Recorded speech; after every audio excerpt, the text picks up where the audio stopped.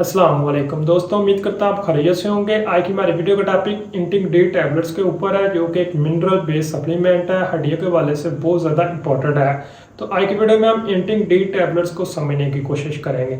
तो सबसे पहले अगर इसमें मौजूद इंग्रेडिएंट की बात की जाए तो इसमें मौजूद है विटामिन डी, जो कि हमारे जिस्म में कैल्शियम को अब्जॉर्ब करवाने के लिए बहुत ज़्यादा ज़रूरी होता है। इसी तरह इसमें मौजूद ओसन मिनरल कम्प्लेक्स, जो कि एक प्रोटीन होती है और ये बोन मैट्रिक्स को मजबूत बनाने के लिए बहुत ज़्यादा ज़रूरी होती है। इसी तरह इसमें मौजूद कैल्शियम, जो कि बोन फार्मेशन और बोन हेल्थ के हवाले से बहुत ज़्यादा इम्पोर्टेंट है। इसी तरह इसमें कुछ प्रोटीन पाई जाती हैं और ख़ास तौर पर इसमें मौजूद कोलेजन, जो कि स्किन के हवाले से, बोन के हवाले से, लिगामेंट्स के हवाले से और कनेक्टिव टिश्यू के हवाले से बहुत ज़्यादा इंपॉर्टेंट होती हैं। कुछ ट्रेसेस मिनरल पाए जाते हैं जो कि हमारी इम्यून सिस्टम की हेल्थ के हवाले से, बोन की हेल्थ के हवाले से बहुत ज़्यादा इंपॉर्टेंट होते हैं। इसमें मौजूद जिंक, जो कि अगर किसी को इम्यूनिटी वगैरह का मसला है, इसके अलावा किसी को जख्म वगैरह का मसला है, तो उसकी हीलिंग के लिए बहुत ज़्यादा इंपॉर्टेंट होता है। इसी तरह इसमें मौजूद मैग्नीशियम, जो कि हमारे जिस्म में प्रोटीन को अब्जॉर्ब करवाने के लिए बहुत ज़्यादा ज़रूरी होता है। इसमें मौजूद फ्लोराइड, जो कि हड्डियों की हेल्थ के हवाले से बहुत ज़्यादा इंपॉर्टेंट होता है। कुछ और भी मिनरल्स पाए जाते हैं जो कि हमारे जिस्म के लिए बहुत ज़्यादा ज़रूरी होते हैं। अब बात करते हैं सिंपली इंटिंग डी टैबलेट्स के यूजेस की। इंटिंग डी टैबलेट्स को हम प्रेगनेंसी में भी इस्तेमाल कर सकते हैं। इसके अलावा कुछ कॉम्प्लिकेशन है जिनमें हम इस्तेमाल कर सकते हैं, जो कि वीडियो में मैं आपको बताने जा रहा हूँ। तो पहले अगर इसकी प्रेगनेंसी में इस्तेमाल की बात करें तो प्रेगनेंसी में फीमेल में कैल्शियम की डिमांड बहुत ज़्यादा बढ़ जाती है, क्योंकि बच्चे की हड्डियों की हेल्थ के हवाले से और मदर की हड्डियों की हेल्थ के हवाले से कैल्शियम का सप्लीमेंट बहुत ज़्यादा ज़रूरी होता है। और बच्चे की हड्डियों की हेल्थ बहुत ज़्यादा कह लें कि कैल्शियम की वजह से ही होती है, तो इसका लेवल जिस्म में होना बहुत ज़्यादा ज़रूरी होता है। और कैल्शियम का सप्लीमेंट हम एंड तक भी इस्तेमाल कर सकते हैं डॉक्टर के मशवरे के मुताबिक, मतलब कि इसको थर्ड ट्राइमेस्टर तक इस्तेमाल किया जा सकता है। इस तरह मदर से बेबी तक कैल्शियम ट्रांसफ़र होती रहती है, लेकिन अगर मदर में कैल्शियम का लेवल कम हो जाएगा तो डिलीवरी के वक्त मुख्तलिफ किस्म की कॉम्प्लिकेशन आने के चांसेस हो सकते हैं।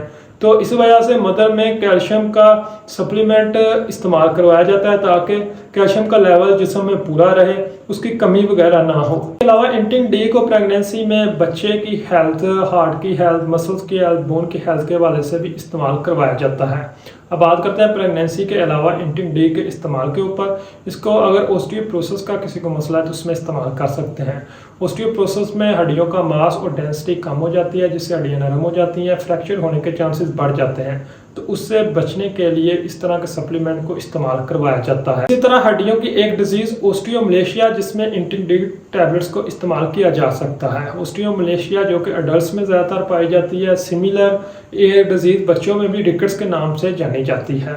इसमें होता क्या है कि हड्डियाँ बहुत ज़्यादा सॉफ्ट हो जाती हैं, जिसमें विटामिन डी की कमी की वजह से, सॉफ्ट हड्डियाँ होने की वजह से फ्रैक्चर होने के चांसेस बढ़ जाते हैं। तो विटामिन डी भी जो इसमें मौजूद है और कैल्शियम भी इसमें मौजूद है, इस वजह से इसके ट्रीटमेंट में भी हम इसको इस्तेमाल कर सकते हैं। ओस्टियोमलेशिया के ट्रीटमेंट में टैबलेट फॉर्म में हम इंटिंग डी टैबलेट को इस्तेमाल कर सकते हैं और सिरप फॉर्म में रिकेट्स जैसी डिजीज़ में बच्चों में भी इसको इस्तेमाल कर सकते हैं। इसी तरह इंटिंग डी टैबलेट्स को ओस्टियोआर्थराइटिस जैसी डिजीज़ में भी इस्तेमाल कर सकते हैं। ये एक जॉइंट डिजीज़ होती है जिसकी बहुत ही सिंपल सी टाइप्स अर्थराइटिस है। इसमें जो हमारे टिश्यू होते हैं वो डैमेज होना शुरू हो जाते हैं और वक्त के साथ साथ ये बढ़ते जाते हैं। तो उसकी ट्रीटमेंट में भी हम इंटिंग डी टैबलेट्स को इस्तेमाल कर सकते हैं। इंटिंग डी टैबलेट्स को बोन पेन में भी इस्तेमाल किया जा सकता है। नॉर्मली जो पेन होती है वो इतनी ज़्यादा सवियर नहीं होती, लेकिन जो हड्डी की दर्द होती है वो बहुत ज़्यादा सवियर किस्म की होती है। तो पेन किलर के साथ इंटिंग डी टैबलेट को इस्तेमाल किया जा सकता है। इसके अलावा किसी को बोन फ्रेजिलिटी वगैरह का मसला है तो उसमें भी इस्तेमाल कर सकते हैं। ये भी ओस्टियोप्रोसिस जैसी एक डिजीज़ होती है जिसमें फ्रैक्चर होने के चांसेस बढ़ जाते हैं, हड्डियों का मास और डेंसिटी कम हो जाती है। तो इसके अलावा इंटिंग डी टैबलेट्स को अगर किसी को फटीग वगैरह का मसला है, जिस्म में थकावट वगैरह रहती है, तो उसके ट्रीटमेंट में भी इस्तेमाल कर सकते हैं। स्टिफनेस जैसी डिजीज़ में भी इंटिंग डी टैबलेट्स को इस्तेमाल कर सकते हैं, जिसकी बहुत ही कॉमन टाइप अर्थराइटिस, ओस्टियोआर्थराइटिस है। इसमें इन्फ्लामेशन के अलावा भी बाद हमारे जो जॉइंट होते हैं वो डैमेज होना शुरू हो जाते हैं। तो नॉर्मली सुबह के वक्त ऐसे पेशेंट में बहुत ज़्यादा तकलीफ़ देखने को मिलती है, लेकिन जब वो कोई एक्टिविटी परफॉर्म करते हैं तो 1 या 2 घंटे के बाद ये दर्द कम होना शुरू हो जाती है। तो इस कंडीशन में भी हम इंटिंग डी जैसे सप्लीमेंट को इस्तेमाल कर सकते हैं। इसके अलावा इंटिंग डी को और किसी को कैल्शियम का लेवल जिसम में कम हो रहा है तो उसको पूरा करने के लिए भी इस्तेमाल कर सकते हैं। प्रोफाइलैक्सिस ऑफ डेंटल कैरीज में भी इंटिंग डी टैबलेट्स को इस्तेमाल किया जा सकता है।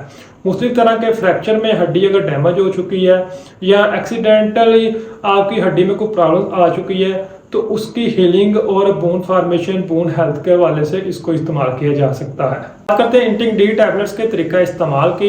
इंटिंग डी टैबलेट्स में मौजूद विटामिन डी और जिंक जो कि खाली पेट ज़्यादा इफेक्टिव होते हैं, लेकिन ये नहीं कि इनको खाली पेट ही इस्तेमाल किया जाता है। जिन लोगों को स्टोमिक एसिडिटी वगैरह का मसला या मुख्तलिफ तरह की प्रॉब्लम का मसला, तो उन लोगों में इसको खाने के बाद भी इस्तेमाल करवाया जाता है। लेकिन खाली पेट चूँकि ये ज़्यादा असर रखते हैं, इस वजह से जो लोग इनको खाली पेट टॉलरेट कर सकते हैं, जिसमें ऑब्जॉर्ब कर सकते हैं, तो वो इनको खाली पेट ही इस्तेमाल करें। इसको पानी के साथ खाना खाने से आधा घंटा इस्तेमाल कर सकते हैं या खाना खाने के 1 या 2 घंटे के बाद भी इस्तेमाल कर सकते हैं। कोशिश करें जो फूड आप खा रहे हैं वो फैट बेस्ड हो, क्योंकि फैट बेस्ड फूड में विटामिन डी की अब्जॉर्प्शन सही तरह से होती है। यहाँ पर एक बहुत ही इंपॉर्टेंट पॉइंट है, अक्सर प्रेगनेंसी में आयरन का और कैल्शियम का सप्लीमेंट इकट्ठे प्रिस्क्राइब किए जाते हैं, तो कोशिश करें दोनों के टाइम में थोड़ी सी स्पेस दें, क्योंकि जब आप इन दोनों को इकट्ठे इस्तेमाल करेंगे तो इनकी जो अब्जॉर्प्शन है वो हो सकता है कम हो। तो कैल्शियम का जो सप्लीमेंट है उसको आयरन के सप्लीमेंट से 2 या 4 घंटे पहले या बाद में इस्तेमाल करें, ताकि आपको सही तरह से इसका रिजल्ट मिल सके। साइड इफेक्ट की बात करें तो इसके साइड इफेक्ट बहुत ही रेयर है। नाजिया, वोमिटिंग, डायरिया वगैरह का मसला हो सकता है। कैल्शियम का लेवल जिसम में बढ़ सकता है, विटामिन डी का लेवल बढ़ सकता है, लेकिन अगर आप इसको लंबे अरसे तक इस्तेमाल कर रहे हैं या ज़्यादा डोज में इस्तेमाल कर रहे हैं। उम्मीद करता हूँ आज की वीडियो आपको पसंद आई होगी। वीडियो को लाइक कीजिए, चैनल को सब्सक्राइब कीजिए। शुक्रिया।